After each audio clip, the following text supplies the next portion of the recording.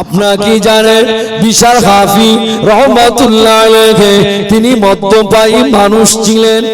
সারা জীবনটা তিনি মদ পান করেছে, মদের নেশায় ডুবে থাকতে একদিন চিন্তা করলেন আর মদ খাবো না। চা বন্ধুদের সঙ্গে সাথী সঙ্গীদের সঙ্গে রাস্তা দিয়ে হেঁটে যাচ্ছে, কোন একটি কাগজের টুকরা বিসমিল্লাহির রহমানির রহিম এই কাগজের টুকরাটা হাতে পেলেন। কাগজের টুকরাটা নিয়ে বাড়িতে চলে আসলেন। বাড়িতে আসার পরে মাকে ডাকতে লাগলেন, আম্মা জান আজ থেকে আমি আর মদ খাবো না। মা বলছে ছেলে এত ভালো হয়ে গেছে কি ফেরা, এ তো প্রত্যেক দিন এসে আমার তো গালি মন্দ দেয়, আজকে এত ভালো হয়ে গেছে। গাল ভরে আম্মাকে ডাকলে, আম্মা জান এদিকে এসো গো মা, আমার হাতে এটা কি গো মা? বলে এটা কোরআন শরীফের আয়াতে শরীফা। আম্মা জান এটা আপনি ধরে রাখুন আম্মা, আমি গোসলটা সেরে আসি। বিশাল হাফি গোসলটা সেরে আসলে পাক পবিত্র হয়ে বাবা কাগজের টুকরাটা নিয়ে সুন্দর করে হাতের খুশবু মাখিয়ে বাবা আড়ার মাথায় উঁচু স্তরে স্থান দিয়েছে। দেখতে পাওয়া যায় বিশাল হাফি রহমাতুল্লাহ আলাইহি ঘুম পড়ে গেলে আল্লাহ পাক স্বপ্নে খবর জানিয়ে দেন, আমার বিশাল হাফি আমি আল্লাহ পাক তোমাকে জানিয়ে দিলাম তুমি আমার নামটাকে ইজ্জত করেছো, সম্মানিত করেছো, উঁচু জায়গায় রেখেছো। আমি আল্লাহ পাক তোমার জীবনের গুনাহগুলোকে মাফ করে দিয়ে আমি আল্লাহ পাক আমায় দয়া করে তোমার নামটাকে আজ থেকে আল্লাহ ওলিদের খাতায় নাম লিখে দিলাম। আর জোরে বলে বিশাল হাফি রহমাতুল্লাহ আলাইহি যখনই নামাজ আদায় করতেন, দোয়াটা যখন করতেন মুখেতে হাতটা লাগিয়ে দিতেন আর অজর মেরে কাঁদতেন, আল্লাহ আমি বিশাল হাফি, আল্লাহ আমার নামাজ যদি কবুল যদি না হয়, আল্লাহ পাক আমার রোজাটা যদি কবুল যদি না হয়, কিয়ামতের মাঠে আল্লাহ আপনি আমার নামাজকে কালো কাপড়ে করে গুটিয়ে লটকে আল্লাহ আমার মুখে মারা হবে আল্লাহ।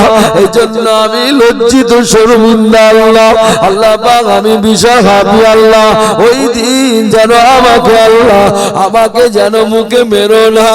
আল্লাহ পাকের দরবারে বিশাল হাফি কাঁদতেন। আরে দুষ্ট লোক এ চিটিংবাজ হাজী সাহেব বাবাজি আমার মুয়াজ্জিনের পাশে আমার হাত তুলে দোয়া করে, আল্লাহ আজকে 30 টাকা আজকে 10 টাকায় 36 লাখ, কালকে ঘেরে গেছি আল্লাহ আজকে একটা কোনো লাইন করে দাও। এই জন্য আমি আপনাদের সকলের কাছে বলি বাবা ইবাদত অল্প হোক খাঁটি হোক, ইবাদত অল্প হোক কিন্তু খাঁটি হয়। দুনিয়ায় ইবাদত করে লাভ নেই। কে তোমাকে বললো তাহাজ্জুদ পড়ো, ইশরাক পড়ো, চাঁদ পড়ো, আবিন পড়ো, দুনিয়ার নামাজ পড়ে চাচার খবর নিচ্ছি, চাচা আমার গোপনে গোপনে সুদ চালায়। গোপনে গোপনে কাজ হবে বাবতে। ওদের ভিতরে আরেকটা জিনিস আপনাদের বলে দিচ্ছি শুনে নেন, খুব ইম্পর্টেন্ট জিনিস। আমি এমন ভাবে সাধারণত ওয়াজ করিনি কিন্তু আপনাদের বুঝিয়ে বুঝিয়ে বলছি। কিন্তু যারা সুদ খায় তাদের অন্তরটা না পুরো কালো হয়ে যায়, তাদের ভিতরে আল্লাহ দয়া মায়া রহম দেয় না। এক কথা বলেন আপনি দেখবেন সুদখোর যারা হয় তারা তাদের ভিতরে দয়া মায়া আল্লাহ তুলে নেয়। সুদ করে দেওয়া আল্লাহ পাকের দরবারে কবুল হবে না। তুমি কতটা ভালো কতটা খারাপ বাড়িতে গিয়ে নিজের বিবেককে জিজ্ঞাসা করবে। আমি আব্দুর রহমান, আমি আব্দুল সত্তার, আমি রুহুল কুদ্দুস, আমি কতটা ভালো, আমি এখানে চিন্তা করে আপনার বিবেকটা বলে দেবে আমি আজকে কি কামাইটা করেছি। বলবে না? বলবে না? এই জন্য দুই একটা লোক কিন্তু বলে মাঝে মাঝে, ভাই আমরা নামাজ পড়ি না তো কি হয়েছে, কিন্তু আমাদের ঈমান ঠিক আছে। এরা বলে না? বলে একটু জোরে বলে। কথাটা সবগুলো মুরব্বীদের কথা, একেবারে যে ভুল হচ্ছে তা নয়। কেন? তার বিশ্লেষণ করছি। ও বেচারি হয়তো নামাজ পড়িনি, কিন্তু পরের টয়লেটটা খেয়ে এলেই কথা বলে না, পরে ঘরটা খেয়ে এলেইনি, পরের ব্রিজটা খেয়ে এলেইনি। আপনারা জানেন ব্রিজ দেখেছেন খেয়ে এলো?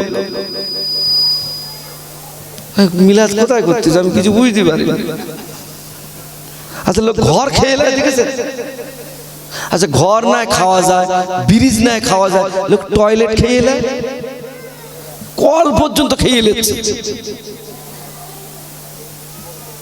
তাই এই লোক নামাজ পড়ে না, তো ওই লোক জিজ্ঞেস করতেছে এই নামাজ পড়বি রে? ভাই আমরা নামাজ পড়তে যাইনি, কিন্তু আমাদের ঈমান।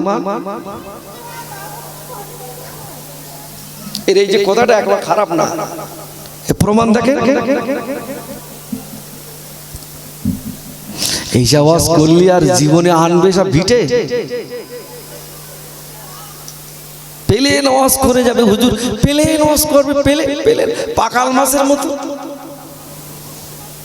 আচ্ছা আমি আপনাদের জিজ্ঞাসা করি, আচ্ছা আপনাদের ছেলেদের পেটে যদি কৃমি হয় না হয় না?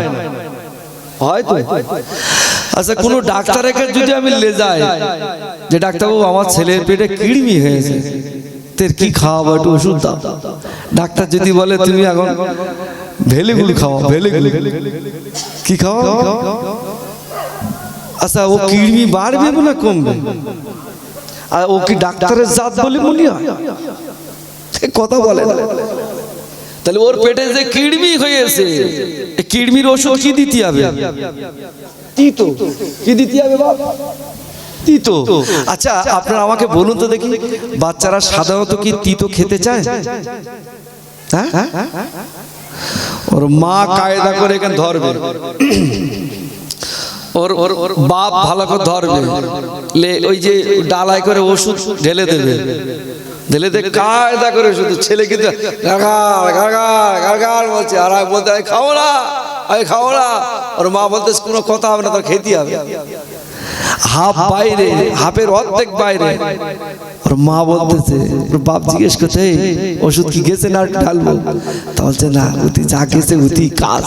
সুবহানাল্লাহ বলে, জোরে বলে, যতটা গেছে ততটাই উতি কাজ হবে, আর ঢেলতে হবে না। তা এখন আমি যদি প্লেন ওয়াশ করে যদি চলে যাই, এখন আর সমাজে কাজ কথা বলে না। বৈশাখ হুজুর ওয়াশ করতে যেতেন আর বলতেন, কমিটিতে ডাকতেন, এ বাবা এদিকে এসো। কি হুজুর এই এই এই গ্রামে খবর কি? খবর কি? বলতে হুজুর গ্রামে সুদ করে অত্যাচার খুব। বলে কোনো অসুবিধা নেই, চলে যাও, একটু দিচ্ছি। উঠেই শুধু সুদ করে বিরুদ্ধে আওয়াজ হবে। দাদা হুজুর বিগল আগে যেতেন গ্রামে, কইছি বাবা এদিকে এসো, বাবা এদিকে এসো, গ্রামের খবর কি? হুজুর গাঁজা করে চাপ বেড়ে গেছে, কোনো অসুবিধা নেই। হুজুর উঠেই গাঁজা চাল, গাঁজা রথ চালা। কথা কি বোঝা যায়? তা আমি আজকের কিন্তু একটু তিতো আওয়াজ হচ্ছে, সহ্য হবে তো? হ্যাঁ, নারায়ে তাকবীর। এই ভিটে হাত দেখা নেই হুজুর, ঠিক আছে, অসুবিধা নেই। বালিগড়ি এখন এইরকম পেশেন্ট যদি সারা জীবন ওযু করে, তাহাজ্জুদের নামাজ আদায় করেছে, চাচা আমার হাজী হলো, মক্কা মদিনাতে ঘুরে আসলো, চাচা আমার প্রথম কাজার নামাজ পড়ে, খবর নিয়ে দেখলাম চাচার গোসল হলো না। নাপাক অবস্থায় যদি গোসল, নাপাক অবস্থায় যদি ওযু বানায়, নাপাক অবস্থায় যদি বিনা ওযুতে যদি বিনা ফরজ গোসলে যদি বাবা নামাজ আদায় করবে, শরীয়তের মসলা অনুযায়ী ওই মানুষটা বেঈমান হয়ে যায়। ও আল্লাহ পাকের বান্দা বান্দিরা, ও নিউ টাউনের বালিগড়ির মানুষেরা, আমি আপনাদের ছোট্ট ছোট্ট তত্ত্ব নিয়ে আমি আপনাদের আগিয়ে নিয়ে যাই। চাচাকে বললাম, চাচা ৬২টা বছর বয়স হয়ে গেল, এখনো তুমি জানলে না গোসলের কটা ফরজ। আমি চাচাকে গলাটা জড়িয়ে ধরে বললাম, আল্লাহ আমাকে দুইবার মক্কা শরীফে নিয়ে গেল। একবার গেলাম 2017 সাল, দ্বিতীয়বার গেলাম 2019 সাল। আল্লাহ আমাকে দুইবার মক্কা শরীফে নিয়ে গেলে। আমি আমার চাচাকে বলতে লাগলাম, চাচা আপনাকে একটা কথা বলি চাচা, আপনি যে কাবা শরীফে হাত দেবেন, আপনি যে দোয়া চাইবেন, আমি আপনাকে একটা কথা বলি চাচা, আপনি কি গোসলের ফরজ জানেন কি না বলেন? গোসলের ফরজ হলো কটা? একটু জোরে বলেন, মুখস্থ হবে, জোরে বলেন ভাই, একটু জোরে বলেন, জোরে বলেন। পিছনে ভাই একটু আওয়াজ দে ভাই, আওয়াজ। কটা কটা কিছু বল? 3টে। 1 নাম্বার হলো কুলি করা, 1 নাম্বার হলো কুলি করা। 2 নাম্বার হলো বাবা নাকের নরম মাংস পর্যন্ত পানি পৌঁছে দেওয়া। 3য় নাম্বার হলো বাবা গোটা শরীরটাকে উত্তম রূপে ধৌত করা। এই 3টি ফরজ। কিন্তু এই 3টি ফরজের ভিতরে আরো কিছু জায়গা আছে গো বাবা, যে জায়গাগুলো আমি আপনাদের জানিয়ে দেই বাবা। আপনি দেখবেন শীতের সময় গোসল করতে গেলে বাবা এই কানে যে বাম্পার গুলো আছে বাবা, আপনি যদি সাবান মাখেন, এই সাবানে বাম্পারে থাকে না থাকে না? ভাই বলেন বলেন, থাকে না থাকে না? সাসা তো এরকম শীতের সময় গুপগাপ করে মেরে দিয়ে চলে এসেছে। সাসি বলতে চাই, দেখো তো তোমার কানে তো এখন গাঁজা ঢুকি রে ফেনা। কি বলছে? আচ্ছা ও গোসল হয়েছে? ছেলে খেলা, ইসলামটা ছেলে খেলা তো বাবা। এই হলো ওয়াজ। আপনি দেখবেন বাবা শীতের সময় গোসল করবেন, আপনি আপনাকে আমি তত্ত্ব দিয়ে বোঝাই গো বাবা। আপনার যে নাভিটা আছে গো বাবা, এই নাভির ভিতরে হঠাৎ পানি প্রবেশ করে না। পানি ঠিক বলছি না ভুল বলছি? আপনি দেখবেন এই সমস্ত জায়গা পানি প্রবেশ করে না।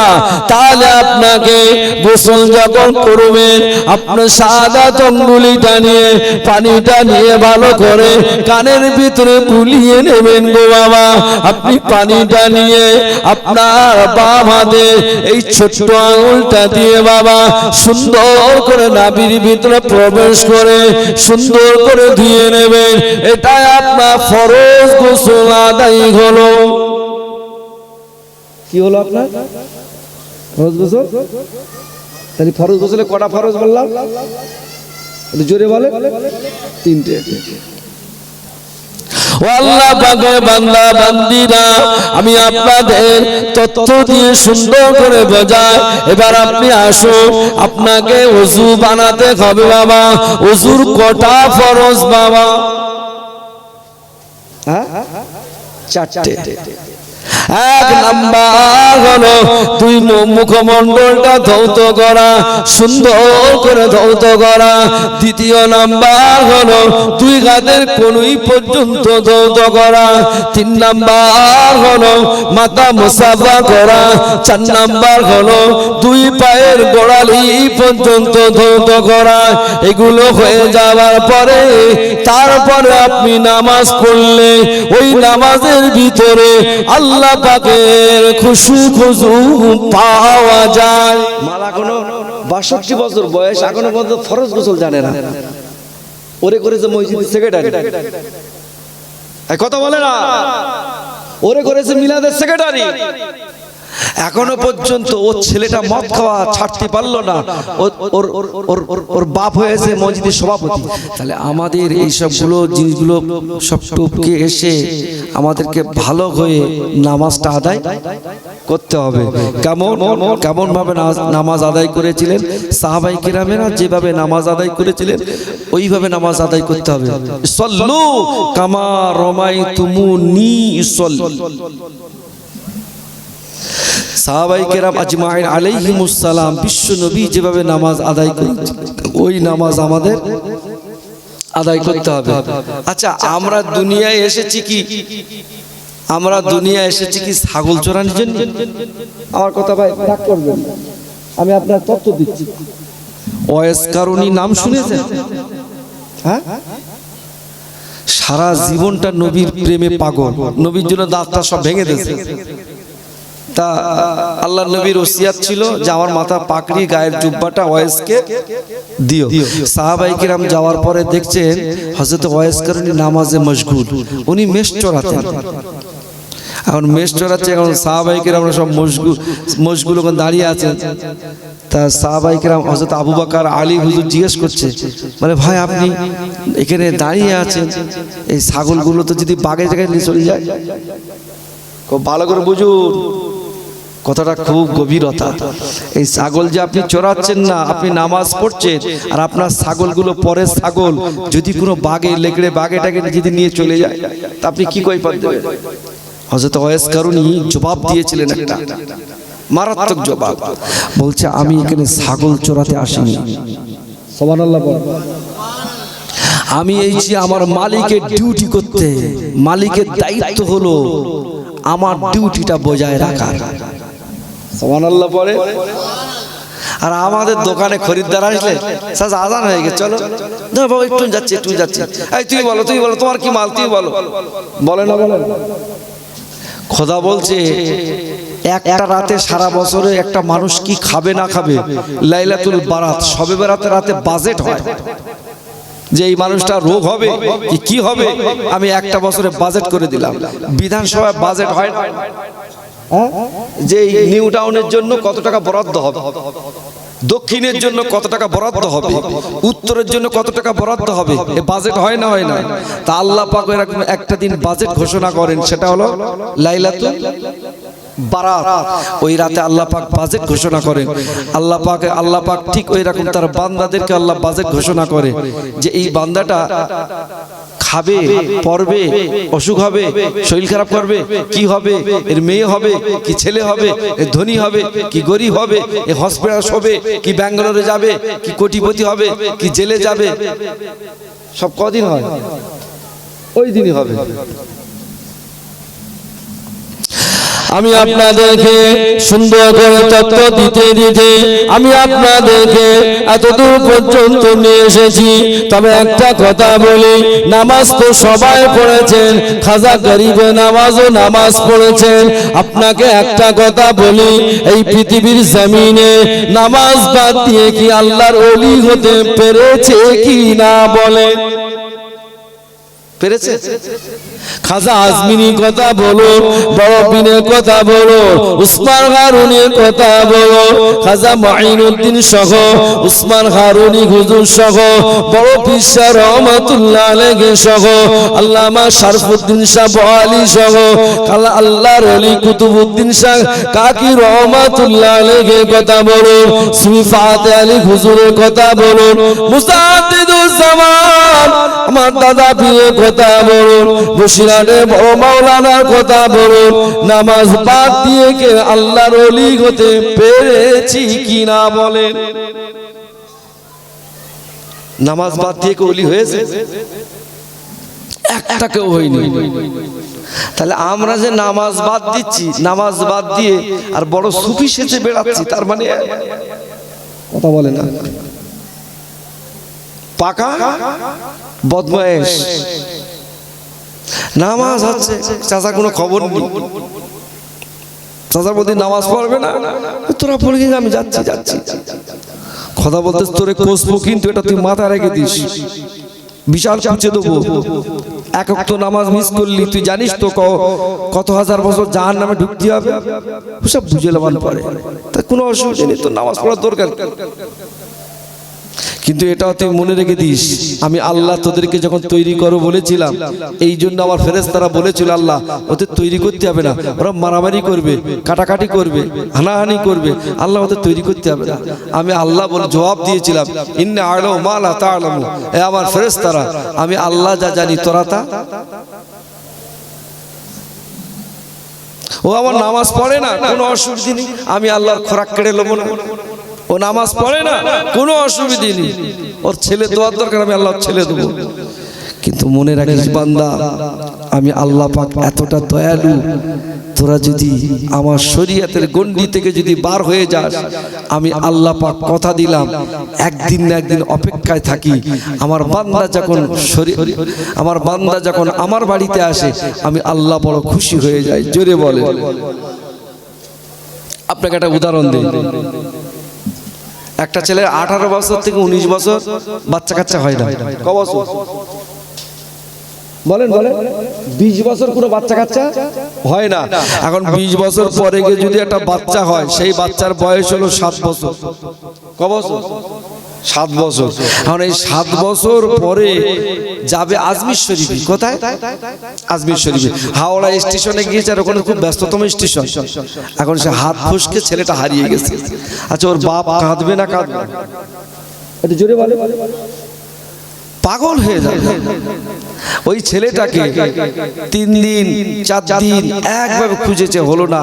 এই থানায় মেসেঞ্জার ডায়েরি, ও থানায় অমুক, ও থানায় তমুক, দুনিয়া পেপার পত্রিকা সব শেষ। 3 বছর পরে গিয়ে ছেলেটা পেয়েছে।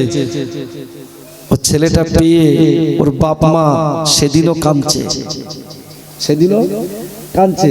আচ্ছা, প্রথম দিনের পানি, চোখের পানি, আর আজকের সন্তান পেয়েছে চোখের পানি, দুটো পানি কি এক? ভাই আমার আওয়াজ বুঝতে পারছেন তো? দুটো পানি কি এক? কেন? আল্লাহ বলতে লাগলেন, বান্দা প্রথম দিন তোমার সন্তান হারিয়ে গিয়েছিল, দুঃখে তুমি কেঁদেছিলে বাবা ওই দিন। আজকে তুমি সন্তান পেয়েছো, খুশিতে কেঁদেছো। খুশিতে কেঁদেছো, তাহলে দুটো চোখের পানি এক নয়। আল্লাহ পাক বলতে লাগলেন, আমার বান্দা আমি আল্লাহ পাক তোমাদেরকে জানিয়ে দিলাম, আমার বান্দারে তোমাদেরকে জানিয়ে দিলাম, আমি আল্লাহ পাক আমার জমিনে তুমি থাকবে, তোমাদের বাতাসের দরকার, আমি আল্লাহ পাক তোমাদেরকে বাতাস দিলাম, আমি আল্লাহ পাক তোমাদের অক্সিজেনের দরকার, আমি আল্লাহ পাক তোমাদেরকে অক্সিজেন দিয়ে দিলাম। আমার বান্দা তুমি বলেছো আল্লাহ পাক আমার একটু আপেল খাবো, আমি আল্লাহ পাক আপেল রেখে দিয়েছি, তবে আপেলটা প্যাক করে রেখে দিয়েছি, শুধু ধুয়ে খেলে অতি হয়ে যাবে। আল্লাহ বান্দা বলল আল্লাহ পাক আমি একটু আঙ্গুর খাবো, আল্লাহ জানিয়ে দিল আঙ্গুরটা প্যাকেট করে রেখে দিয়েছি, ধুয়ে চালা কোনো অসুবিধা নাই। আল্লাহ বান্দা বলল আল্লাহ আমি হরিণীর গোশত খাবো, অসুবিধা নাই, আমি হরিণ পাঠিয়ে দিলাম, সময় পেলে খেয়ে নে। আল্লাহ বান্দা বলল আল্লাহ আমার মেয়ে লাগবে, আল্লাহ বললেন আমি তোকে দুটো মেয়ে দিয়ে দিলাম, চলে যা চলে যা, অসুবিধা নাই। আল্লাহ আমি চাষ করেছি, আপনার বৃষ্টির প্রয়োজন আল্লাহ। আল্লাহ বললেন বান্দা কতটা বৃষ্টি লাগবে, আমি আল্লাহ পাক বিনা টাকায় আমি আল্লাহ বৃষ্টি নাজিল করে দিলাম, যা চেয়েছিস তাই দিয়ে দিলাম। তবে আমি আল্লাহ পাক বান্দা তোর কাছে আমি একটা জিনিস আশা করেছি, আমার কোনো কারেন্টের বিল দিতে হবে না, জমির ফসলে পানি দিয়েছি আমাকে টাকা দিতে হবে না, সুস্থ রেখেছি আমি আল্লাহ পাক আমাকে টাকা দিতে হবে না। আমি তোদের কাছে একটা জিনিস চেয়েছি, আল্লাহ পাক জানিয়ে দিলেন ওমা খালাকতুল জিন্না ওয়াল ইনসা ইল্লা লিয়াবুদুন। জোরে বলুন সুবহান।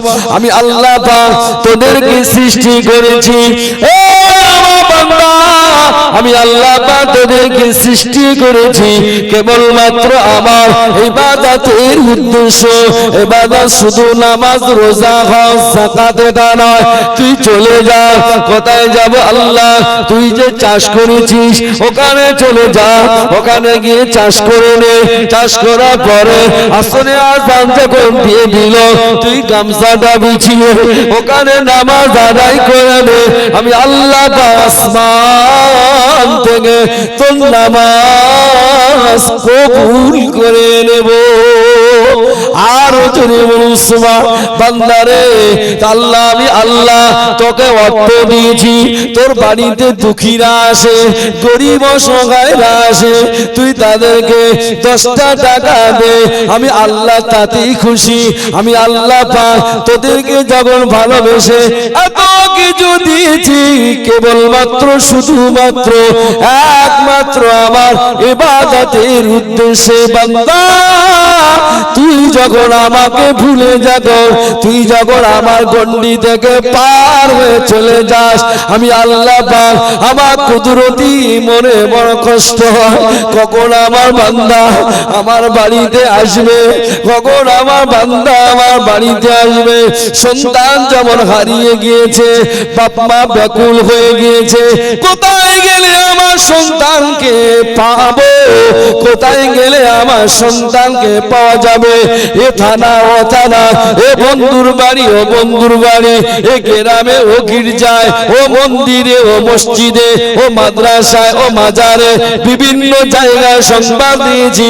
যেটা বলেছে তাবিজ বলেছে, আমি তাবিজও করেছি, না আমার সন্তান পাইনি। আল্লাহ পাক জানিয়ে দিলে 3 দিন পর 3 বছর পরে যখন তোর সন্তান যদি খুঁজে পায়, খুশিতে আনন্দে যেমন কেঁদে পড়েছিস, আমার একটা কোনো গুনাহগার বান্দা যদি আমার শরীয়তের গণ্ডি থেকে যদি পার হয়ে চলে যায়, আমি আল্লাহ পাক ওই সন্তান পাওয়া বাপ মা থেকে বড় খুশি হয়ে যায়। তুই জোরে বলা যায় না, একটু জোরে বলা যায় না। আল্লাহ পাক জানিয়ে দিলে কেমন খুশি হয়ে যায়। আল্লাহ পাক জানিয়ে দিলে আমার বান্দা বান্দিরা রে, তুই যখন নিজের ভুল বুঝতে পেরে আমি আল্লাহ পাক আমার বাড়িতে যখন চলে আসবি, আমি আল্লাহ পাক আমার বাড়িতে কোন বান্দা যদি গুনাহগার যদি ঢোকে, আর শুধু একটা বার যদি আমাকে যদি কথা দেয়, আল্লাহ আমি আর ভুল করব না, আল্লাহ আমি অন্যায় আর করব না, আল্লাহ আমি আল্লাহ পাক কথা দিলাম তাকে বেগুনাহ মাসুম বানিয়ে দে। একটু জোরে বলা যায় না, একটু জোরে বলা যায় না। কথাটা সত্য নাকি? জোরে বলে। সন্তান যদি হারিয়ে যায় বাপ মা বলেন বলেন পাগল হয়ে যায়, আর সন্তান যখন পায় বাপ মা খুশিতে কেঁদে পড়ে। আল্লাহ বলছেন তোরা যখন আমার শরীয়তের গণ্ডি থেকে যখন পার হয়ে চলে যাস, আমি আল্লাহ বড় কষ্ট পাই। কি গো, আমি আল্লাহ তোদের কাছে টাকা চাইনি, ভাড়া চাইনি, কিচ্ছু চাইনি, তোরা শুধু আমার একটু ইবাদত কর। আপেল খাবি, এই আপেলের উপরে খোসা আছে না? কথা বলেন, আপেলের উপরে খোসা আছে না? না আঙুর। আল্লাহর বান্দা বলতে, আল্লাহ আমি একটু আনারস খাবো, কোনো অসুবিধা নেই, আমি আনারস পুরো প্যাক করে মাল পাঠিয়ে দিচ্ছি, খা খেয়ে যা।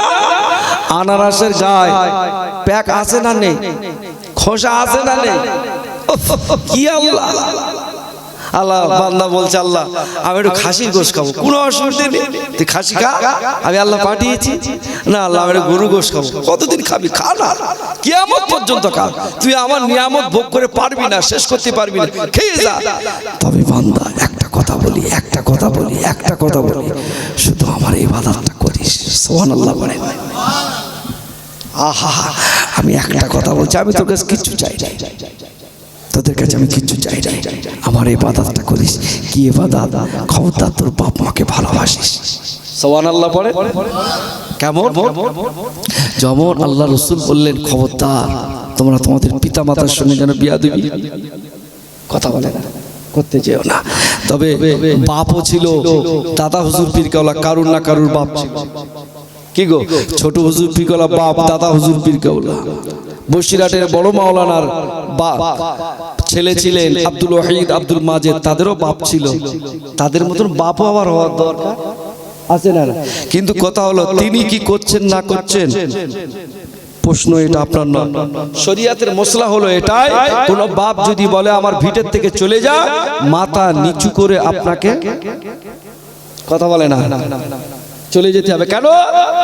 শরীয়তের মসলা হলো এটাই, ছেলে যত বড় আলেম হোক, পীর হোক, অমুক হোক, তমুক হোক, অর্থশীল মানুষ হোক, 50,000 মসজিদ বানিয়ে দিয়েছে, 36,000 মাদ্রাসা করে দিয়েছে, তারপরেও যদি বাপ মাকে যদি কষ্ট দেয়, শুধু বাপ মা বলবে উফ, কি বলবে একটু জোরে বলে। আমার মনে হয় আপনাদের আমার বক্তব্য ভালো লাগছে। আমি একবার তাকবীর দেবো, লাইন ঠিক আছে কিনা একবার দেখে নারাই তাকবীর, লাইন ঘুরবো। হ্যাঁ গরম হচ্ছে বুঝতে পেরেছি। আর একবার তাকবীর দেখি, নারাই তাকবীর, লাইন ঘুরবো না চলবে এই লাইনে? একটু হাত তুলে দেখা, একটু হাত তোলেন, হাত তোলে, চলবে কি? পরে জানার বলো না হুজুর তুমি সন্ধ্যা রাতে বেলা উঠতে থাক কুসতেছো, এই জন্যই লোক সব চলে যাচ্ছে। কি বুঝলে আমার বাপেরা ভাইরা, বিদায়ী কথা আপনাদের বলে দেই। আল্লাহ বললেন বান্দা তোদের শর্ত হলো একটাই, শুধু আমাকে আমার ইবাদতটা করবি, অন্য কিছু না।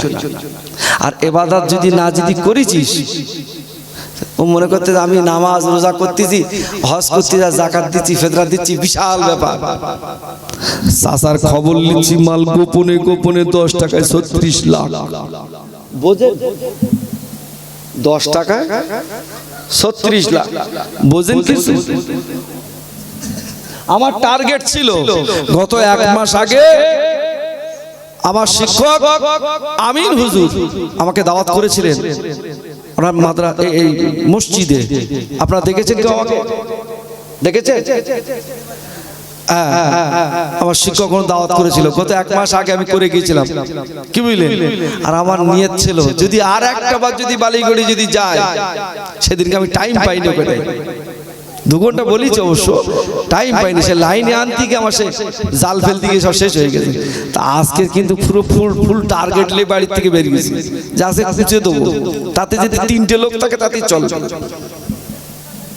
পুরো ফুল টার্গেট নিয়ে এসেছে। চাচার খবর লিখছি, চাচার নামাজও পড়ে, তাহাজ্জুদও জোরে বলেন চালায়। চাচার খবর লিখছি, চাচা গোপনে গোপনে সুদের কারবার চালায়, ইমামের পিছনে মুয়াজ্জিনের পাশে ওনার জায়গা। 11টায় গিয়ে উনি এখন ভর্তি হচ্ছে মসজিদে। কটায় গিয়ে এই কথা বলে না তো, 11টায় গিয়ে ভর্তি হচ্ছে। আমি বলতেছি চাচা তা তুমি যে এই সুদে চলতেছ তা কি হবে? কোন ব্যাপার না, ওসব আমার ব্যবসার ব্যাপার, ওসব আমি আমার ওসব দ্বারা হয় না, ওসব আমার বড় ছেলে জামাইটা করে, আমি ওসব তাদের বাড়িও যাইনি। কি বুঝলে? বাড়ি যায় না, কিন্তু জলসা করে বাড়ি ঢুকতেছি। চাচা শুধু একবার মসজিদ আর মাদ্রাসার রাস্তা করতেছে, চাচার ফোনে কথা বলতেছে, আর পাশ দিয়ে শোনা যাচ্ছে কোষপুকুরের যে মেয়েটা দেখলাম, ও মেয়েটা কত বলতেছে, ওর বাপ কত বলতেছে, ওর বাপ বলেছে 2.5 লাখ, মেয়েটা একটু সামলা টাইপের। কোনো অসুবিধা নেই, ওইটা কথা দে, ওইটা কথা দে, ওইটা কথা দে। ও আমি ছেলে লাজি করে গেলাম, কথা বলছে কিছু। তা এইরকম ধরো তেফেরেঙ্গা বেঈমান যদি নামাজ পড়ে কাজ হবে? মেয়ের বাপ মার গলায় যে ছুরি চালিয়ে দেয়, আর সেখান থেকে 15 টাকা নিয়ে যদি বেদায়, সকালবেলা চাচা ফজরের নামাজ পড়ে চুপ করবে, সুবহানাল্লাহ সুবহানাল্লাহ, ইশরাক পর্যন্ত বসে রয়েছে চাচা, আমার ইশরাক পর্যন্ত বসে রয়েছে। ইশরাকের নামাজ পড়ে মাল বেরোচ্ছে, বুকির বুকা খুলে সাত দেওয়ার মধ্যে আমার সে কাপটা কই, আমি যে কাপে চা খাই সে কাপটা কই, কাপটা দে, কাপটা লিয়ে আয়। কেন উতি করে আমার চা দে, আমি বিভিন্ন সব কাপে টাপে খাই। আমি মনে তো চাচা তো বিশাল খরচ করে, বল খবর নিচ্ছি চাচা 4টে ছেলে 2 লাখ করে ঝাড়বে। কটা? এই সমস্ত নামাজিরা এরা যদি নামাজ আদায় করে, এদের নামাজ আল্লাহ পাকের দরবারে কবুল হবে না।